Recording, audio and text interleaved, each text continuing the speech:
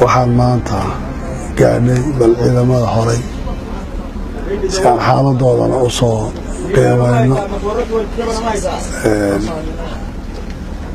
arrinta shacabka iyo sida iyaga laftooda badan ciidamada wada shaqayntooda iyo taa laftirkeeda inaan kaga baraarujin waxna iska weydiino waxa ugu muhiimsan waxay ahayd inaan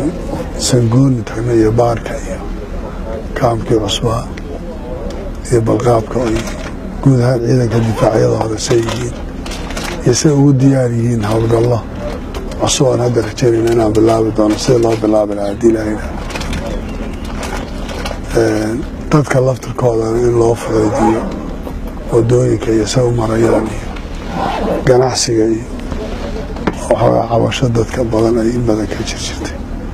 oo ay dhibayaan shabaabku ay dhibaato badan ku hayaan dadka shacabka ah ee beeralayda ah oo ay u diideen xataa socsocodkii iyo waxay qaban lahaayeen marka guud ahaan ciidankan soo marayna aad buu u fiicnaa waxa asalkiina waxa weye ciidankuna ay u joogaan ayna ku qanacsan yihiin inay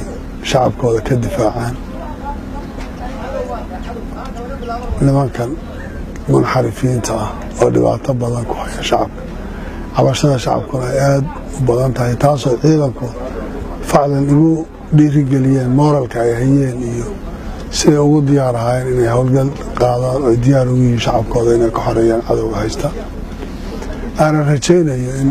dowladda Soomaaliya iyo ciidamada amisom iyo kuwa kale saaxiibada nahayba in howlgal dhaba la galo lana iska celiyo waxa ayaan daraa maalin walba in Muqdisho gudaheeda lagu sugayo iyo magaalooyinka qaruxu inuu ka dhaco laga hadlayo xaafadan oo ka dhacay xaafada Soomaaliya iyo tan Soomaaliya taasaan nasiib darriyo mushkilada waxaa jirta maamaha ciidanku leeyahay oo la yiraahdo difaaca ugu fiican waa weerar difaaca ugu fiican waa weerar the best defense is offensive baydaadaan waa qaacida askariya weey sababtoo hadda difaacan ku jirayaa tiraado xaradan ku jirayaayo magaaladan ilaashanaya waxba kuma soconaya sidaa daraadeed waxaan aad ugu boorinayaa ciidamada Soomaaliyeed gaar ahaan xoogga dalka iyo ciidamada qaranka iyo kuwa dowlad goboleedyada iyo kuwa kaleba in dhufaysada laga baxo oo loo baxo in cadowga loogu tago goobihiisa ee inaan ku sugin xeriyaha haddaad tiraahdo xerada gudaheeda iyo magaaladan difaac ka galaya ma samayn karaysa amniga magaalooyinkana lama sugi karayo haddii aan banaanka loo bixin taas waan ku celcelinayaa dowladda federaalka waxyaalahan ku dhaliilayno ama CAC ahaan aan annaga iyo dowladdu isku haysano arrinta amniga kowka maalin walba arday baa jaamacad lagu dilay gabar baa la dilay qarax baa dhacay mas'uul baa la dilay xildhibaan baa meelo loogu xiray waxaasoo dhan waa wax u baahan in banaanka loogu soo baxo waan ku celcelinayaa waan ku booriyayaa go'aanka CAC-duna wuxuu ahaa in si dhaqso ah howlgallo loo qaado oo cadowga lala dagaalamo dowladda federaalka ana dhaliisha aanu hayno iyo waxaan ka tirsanayno iyo waxaan kala hadlayna waxay tahay fadhiga ha laga baxo weerar midaysan ha la qaado iyadaa liidhka iyo hogaaminta iska leh ciidamadan amisom ee faraha badan ee joogana ha lagu booriyo ha lagu riixo inay dhaqdhaqaaq sameeyaan oo ay baxaan oo dowladdu ha qaadato hogaaminta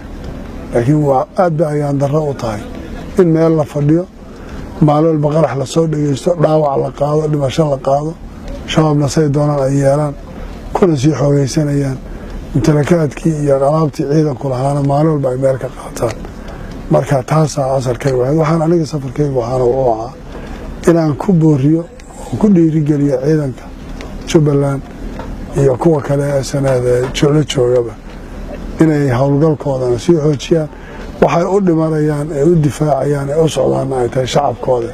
inayna dana gaaro iyagu kala yihiin inay jirin aad baad mahadsantihiin